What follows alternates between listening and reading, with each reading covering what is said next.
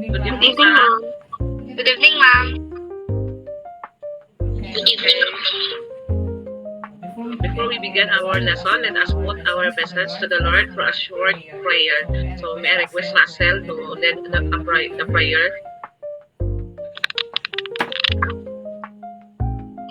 Okay, ma'am. Let us put ourselves in the holy presence of God, sign of the cross. In the name of the Father, the Son, and the Holy Spirit. Amen. Dear Lord, thank you for this day, a new day, and for the opportunity to learn. Please guide our minds to understand our lessons and help us stay focused during our online class. Bless our teacher with wisdom and patience, and bless each of our classmates with good health and safety. May we learn with respect, kindness, and gratitude. In Jesus' name we pray, Amen. In the Father, the Son, and the Holy Spirit. Amen. Okay, thank you, Russell. So let me check your attendance. Just say present if you're here. So Natasha, Trixie, Paige, Subong, Present, ma'am. Shandy, Faith, Subong, Present, ma'am. Russell, Trixie, Jane, Dilima, Present, ma'am. Scarlett, Dilima. Present. Okay, very good. Our attendance is perfect. So before we start, let's remember our classroom rules. Listen carefully when someone is speaking. Raise your virtual hand before answering and respect everyone's ideas. Participate actively in our activities. Is that clear, class? Yes, ma'am. Yes, ma'am. Okay. Yes, ma'am. So again, good evening, everyone. Kindly, I will introduce myself first and then susunod po kayo ha, mag-introduce ng inyong self. So, I am Maricel B. Lima, uh, second year, Bachelor of Secondary Education, major in Mathematics. So, may dalawang anak at yun, estudyante, second year college. So, sino po susunod? Russell, okay, Russell. Natasha Trixie, nag-raise ng hand si Natasha Trixie Faith Subong. Go ahead. Good evening, everyone. I am Natasha Trexipate D. Subong. You can call me Trex or Trexie. I'm 12 years old, and that's all. Thank you. Okay, so next one is Scarlett B. Lima. Good evening, teacher and classmates. My name is Scarlett B. De Lima, and you can call me Sky for Scarlett. And I'm 11 years old. That's all. Thank you. Okay, thank you. And another hand is Russell De Lima. Good evening, everyone. My name is Russell Castle Jane B. De Lima, but you can call me Ras or Russell. I'm 12 years old, but I'm turning 13 this November 28th. That's all. Thank you. Okay, next one is Shandy Faith Sobong. Good evening, everyone. My name is Shandy Faith D. Subu. You can call me Shan or Shandy. I am 9 years old. That's all. Thank you. Okay, thank you, everyone. Nice to meet you. And again, tonight, I will be discussing the Rizal Law or the Republic Act number 1425 and the importance of studying Jose Rizal. So this lesson will help us understand why Rizal's life, works, and ideas continue to inspire Filipinos today. So I hope everyone will participate in our activities and enjoy our discussion. Are you ready? Yes, ma'am. Yes, po, ma'am. So before we begin, let me read our learning objectives. So at the end of our lesson, we should be able to, number one, explain the purpose of the Rizal Law. Number two, identify its important provisions. Number three, describe the social, political, economic, and cultural changes during the 19th century. And then explain why Filipino youth should study Jose Rizal and relate Rizal's ideas to responsible citizenship. So let's see if we can achieve all of this by the end of our discussion. So let's have our short activity. Direction is right true if the statement is correct and false if it is incorrect. So direct answer lang po ha, true or false. So I will read each statement and you will answer. Okay, are you ready? Yes, ma'am. Okay, number one. Republic Act number 1425 is also known as the Rizal Law.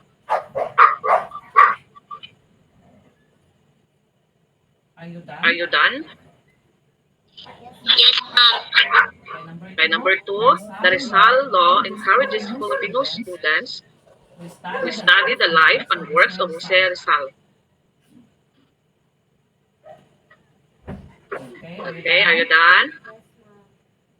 Number three, Jose Rizal lived during the 19th century.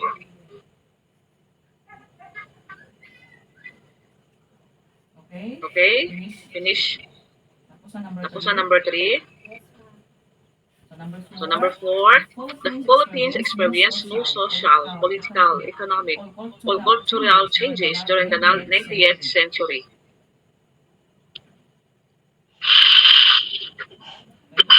Okay, tapos na po ba?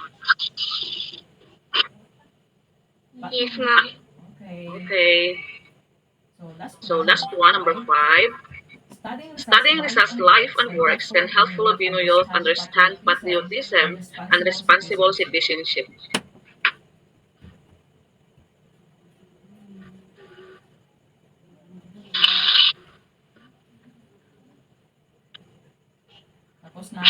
Tapos na? Yes, ma'am. Okay, now, kayo na mag-check sa inyong papers, ha?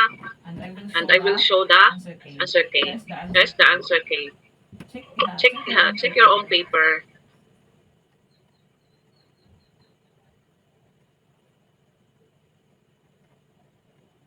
So are you done checking your paper?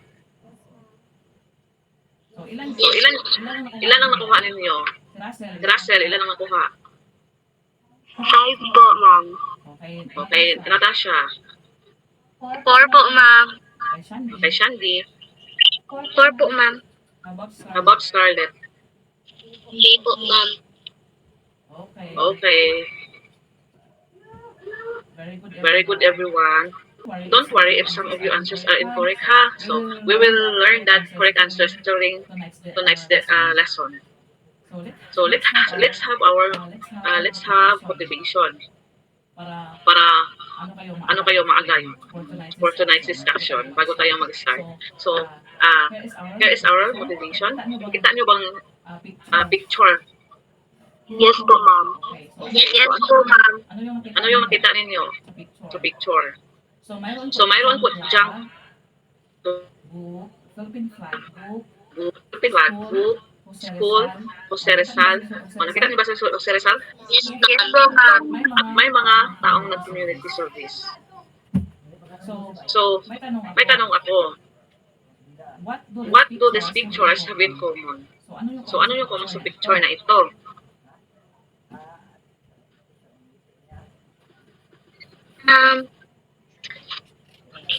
They are all Sino yung nagsalita? They are all Sandy po, ma'am. Sandy, okay, Sandy, go ahead. They are all related to Jose Rizal. Yes, very good, Sandy. So, how about, why are they connected to Rizal? Why are they connected to Rizal? Yes, Natasha, Texas, faith. They show his life, works, and contributions. Yes, tama. Then last question, how can they help us become good citizens? Russell. They teach us to love our country and do what is right. Okay, so excellent answers. Ang gagaling nyo, ha? So these pictures remind us that Rizal valued education, love our country, and serving others. Okay, so let's continue to the next slide.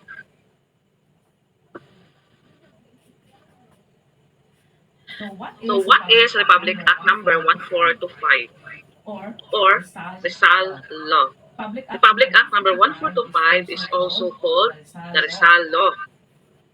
So, Rizal Law din po ang tawag. And it was signed into law on June 12, 1956. So, yung June 12, 1956, na-remember nyo ba kung ano yung June 12? Di ba? Independence Day yan, June 12. And was was authored by Senator Claro M. Recto. O, siya yung nag-authored. So, its main purpose, purpose ng Rizal Law ay requires high schools to teach the life and works and writings of Jose Rizal. So, by studying his work, students develop patriotism, which means loving and serving our country, nationalism, which means being proud to be Filipino, and helping our nation grow, and responsible citizenship, which means following the law, respecting others, protecting our country, and doing what is right for the good of everyone. So, in simple words, the Rizal Law helps us become better Filipinos by learning from Rizal's life, courage, and love for the Philippines. So, ang tanong, my question, why do you think the government wants students to study Rizal? Okay, Scarlett de Lima. Because Rizal teaches us to love our country, respect our history, and become responsible citizens. Okay, thank you, Scarlett. Okay, thank you, Scarlett. Exactly.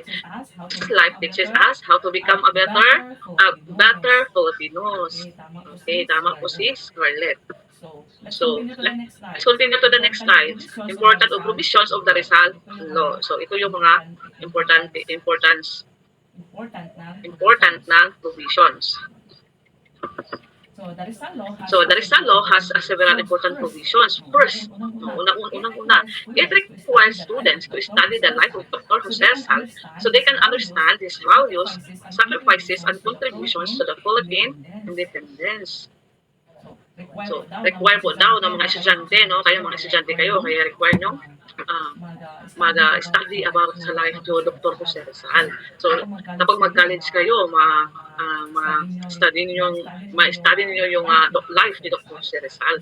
Kasi kahit anong pamang kurso, ay dapat ma-study niyo ang life ni Jose Rizal. The second is, it requires the study of Noli Me Tangere and El Peribus Turismo. Rizal's two famous novels. So, dalawa yan ha, yung mga famous novels ni Jose Rizal. Huwag nang kalimutan, Noli Me Tangere at El Peribus Turismo. So, these books help students understand the problems in Philippine society during the Spanish and inspire them to value freedom, justice, and equality. And then the third one is, the law requires schools, colleges, and universities to include Rizal courses in their curriculum. So, ayun nga, yung mga colleges, yung mga schools, universities, ay dapat may mga Rizal courses sila. Kasi, yun nga, kasi nga law siya. So, this ensures that every Filipino student learns about Rizal and his role in shaping our nation's history.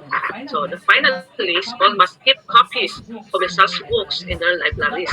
So, dapat yung mga schools, ma-private man or ma-public, ay dapat may mga kopya sila ng mga libro ni Jose Rizal para para ma-access ng mga students and of course, teachers. At mabasa nila at ma-study ang works ni Jose Rizal. So, in summary, these provisions ensure that every Filipino student learns about Jose Rizal's life and writings to develop patriotism, nationalism, and responsible citizenship. Now, why study Rizal? Why should we study Rizal today? Bakit ba kailangan nating mag-study about Jose Rizal? Yes, Natasha, Trixie. To understand Philippine history, learn the importance of freedom, and to become responsible citizens. Okay, thank you so much, Trixie. Tama, yes. Tama yung sinasabi ni Trixie. Para bavalue natin ng education kasi si Rizal teaches us to value education, love our country, think critically and become responsible citizenship. At siyempre, ma-appreciate natin ang Philippine history. So, as Rizal said, yung sinasabi ni Rizal or yung sayings ni Rizal na famous is the youth is the hope of the fatherland. So, if familiar kayo, yung sa Tagalog ay ang kabataan ng pag-asa ng bayan. Familiar ba kayo dyan? Sayings ni Jose Rizal? Okay. So that saying reminds us that the young people play an important role in the future nation. So young people have the power and responsibility to help improve the country through education, good values, and responsible actions. So next slide. Ngayon, may question ako. Sino ang mga youth? Sino yung youth na tinutukoy sa sayings ni Rizal? Sino sila? Alam niyo ba yun kung sino ang mga youth na tinutukoy? Kami, mga kabataan. Yes, you're correct. Sino yun? Nag-answer. Trixie Fit. Okay, very good, Trixie. Ang galing. So, let's continue to the Philippines during 19th century. Ano ba yung mga, what was happening in terms of social, political, economic, and cultural during 19th century. So, pag-usapan natin ngayon. Sa social, there was inequality because Spanish had more privileges than Filipinos. Many Filipinos also experienced abuse and discrimination. So, ayun, nung panahon ng Spanish ay ina-abuse yung mga Filipino at nagkaroon ng diskriminasyon. So, sa political naman, the Philippines was under Spanish colonial rule and Philippines had limited freedom and were not allowed to participate in government. So, kawawa yung mga Pilipino noong Spanish colonial period, di ba? So, in economic naman ay Filipinos had to pay heavy taxes and perform forced labor. So, making life difficult for many families. So, ayun, pinapatrabaho sila, nagkaroon ng forced labor at ang malaki pa ng mga taxes na pinapabayaran ng mga Spanish, no? Nung sa panahon ng mga Spanish colonial period. So, in cultural naman, ang education was controlled by Spain. So, kontrolado ang mga Pilipino noon sa taga-Spain. So, but many educated Filipinos began to question colonial rule, leading to the rise of nationalism and desire for reforms and independence. So, kahit pa man ganun, na kontrolado yung mga Pilipino noong panahon ng Spanish, ay may mga Pilipino pa rin na nag-start, no? Katulad yung si Rizal, para mag-live, para magkaroon ng rise of nationalism, no? Nag-study sila abroad, gano'n. At ang kanilang desire is para magkaroon ng reforms sa Pilipinas. Magkaroon ng independence. So, because of these conditions, Rizal wrote his books. Ay, sinulat yun ni Rizal yung dalawang mga books niya. At siyempre, yung dalawang novels na famous, yung El Filibusterismo at No Limit ang Hiri, yun. Kaya nagkaroon sinulat yun ng Jose Rizal. So, para ma-inspire ang peaceful reforms kasi ayaw niya ng revolution. Gusto ni Jose Rizal ng peaceful reforms, no? Peaceful na pagbabago sa Pilipinas. Kasi nga, di ba, ang mga Filipino ay nagkaroon ng forced labor, talagang nasa baba ng mga Spanish yung mga Pilipino noon. So, yung mga Filipino noon, ang tawag noon sa mga Spanish sa Pilipino ay Indio. Kapag may narinig na yung Indio, Spanish, yun ay, ang tinutukoy noon ay mga Filipino. Mga Filipino nga, kasi nga nasa pamamahala ng Spanish, ay talagang mga Pilipino ay susunod na lang sa mga rules ng Spanish. So, now it's your turn. Let's complete the concept map. May concept map akong ginawa dito. Ayan, activity para sa inyo. Nakikita nyo bang screen? Oo po, ma'am. Blurred po sa akin, ma'am. Blurred po din sa akin, ma'am. Blurred po din sa akin, ma'am.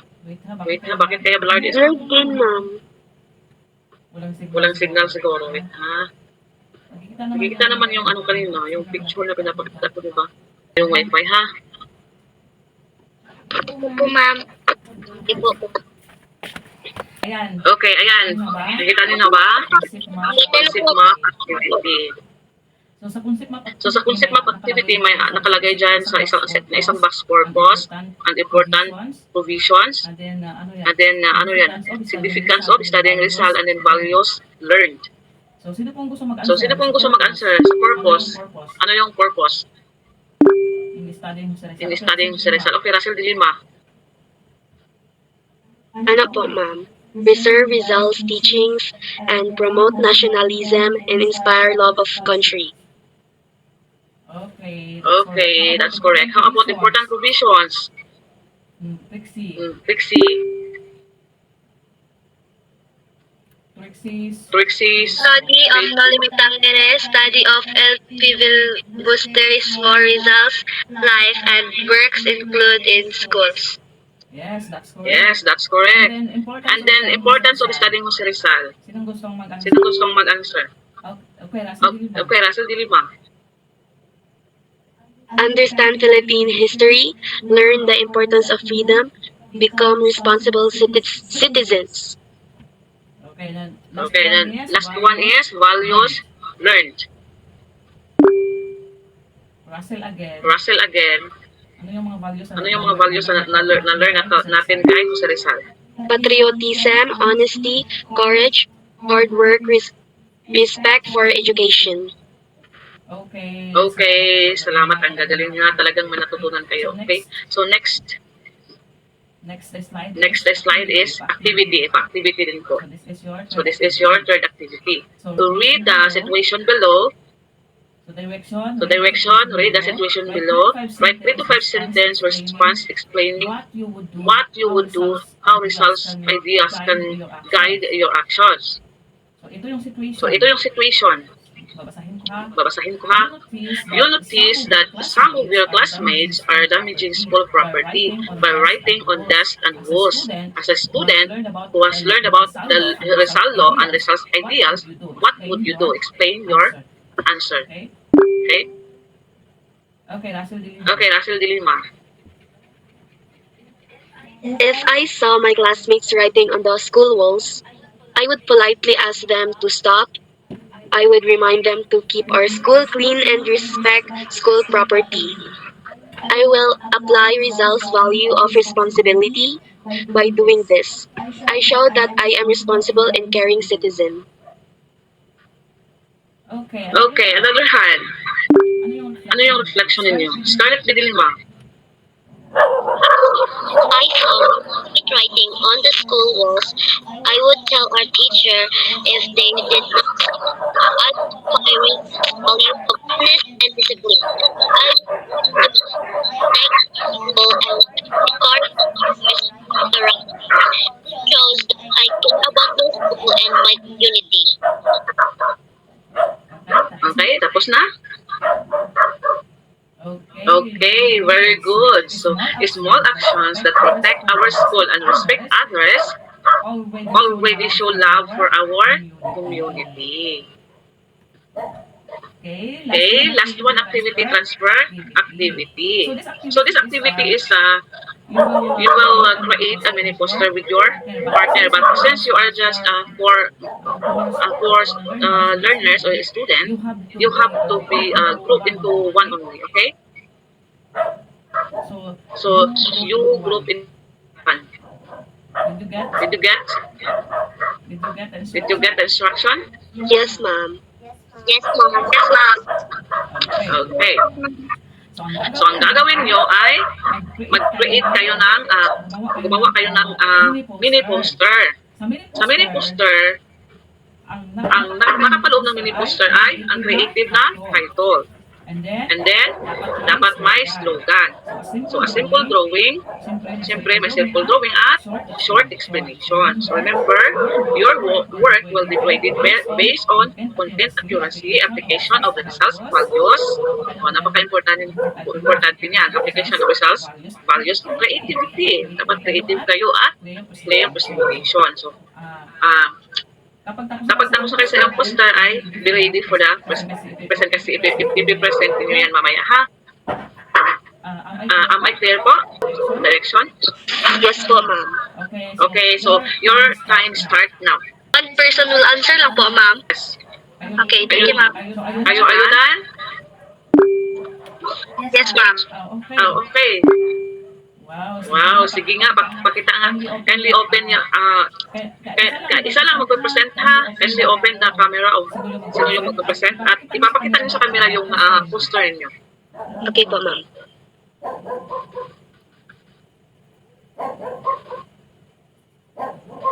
Okay? Sino yung magpe-present ng poster? Ako po din, ma'am. Si Trixie ang mag-present ng poster? Trixie? So, ako po yung mag-explain about the poster. Okay. So, sino magpapakita ng poster? Si Russell? Yes po, ma'am. Okay, sige. Sige, Russell, ipapakita mo yung poster mo. Ikaw ang magpapakita sa camera. Pinapakita mo na ba? Open your camera. Open na po, ma'am. Okay. Okay. So, si Trixie po ang mag-explain. Sige, Trixie, go ahead. Explain your work, your output, your poster. Our poster is about Jose Rizal's value. We choose the title and slogan to remind everyone to be a good student and good Filipino. The drawing shows Rizal, the Philippine flag, and a book because they present love for our country and education. We want people to remember that by being honest, respectful, responsible, and kind, we can follow Rizal's example every day. That's all, ma'am. Thank you. Okay, grabe, ang galing. Talagang na-explain nila yung ginawa nilang output na poster. Ngayon, so, nabibigyan ko kayo na, kasi nakuha nila naman yung mga criteria, di ba? Yung content accuracy, application of results values, creativity. So, grabe na ang creative, ang galing nyo. At siyempre, yung clear presentation. So, yung total score kasi nito is 16. So, I will give you, are you excited to know your score? Yes, ma'am. Your score is, yeah, are you happy? Oh, deserve niyo po yan. Thank you po, ma'am. Yes po, ma'am. Ang galing ng ng output ninyo ha. So, again, yung mga key takeaways ng lesson natin ngayon. So, before we end, let's remember these important points. So, first is Republic Act number 1425 is the Rizal Law. Okay, nakuha? Yes po, ma'am.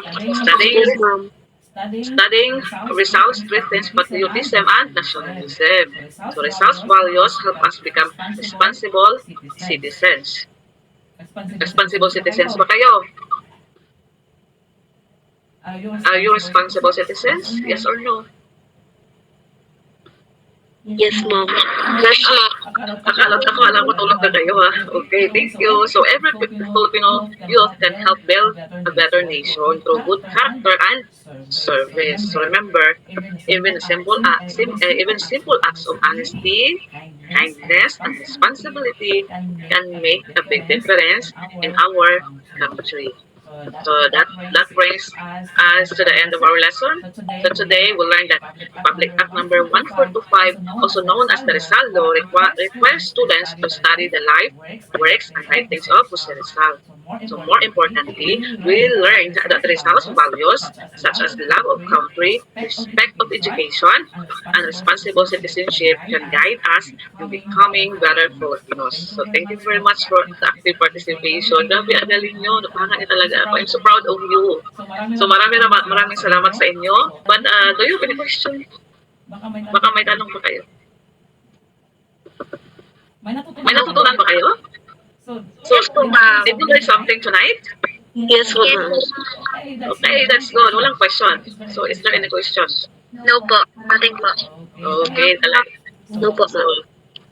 So, meaning ay nakuha niyo talaga yung lessons natin tonight. So, again, thank you so much. Thank you, Thank you po, everyone. ma'am. Thank you po, ma'am. Okay, see you next class.